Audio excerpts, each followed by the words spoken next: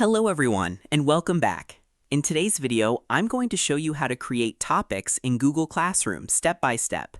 Topics help you organize assignments, materials, and class resources so students can easily find what they need. So let's get started. First, open Google Classroom and select the class where you want to create a topic. Next, click on the Classwork tab at the top of the page. Once you're in Classwork, click the Create button. From the drop-down menu, select Topic. A small window will appear asking you to enter a topic name. Type a name that clearly describes the category, such as homework, quizzes, class notes, or projects. After entering the topic name, click Add. Your new topic will now appear in the Classwork section. You can create as many topics as you need to keep your classroom organized. When creating assignments, questions, or materials, you can assign them to a specific topic. This makes it easier for students to navigate your classroom content.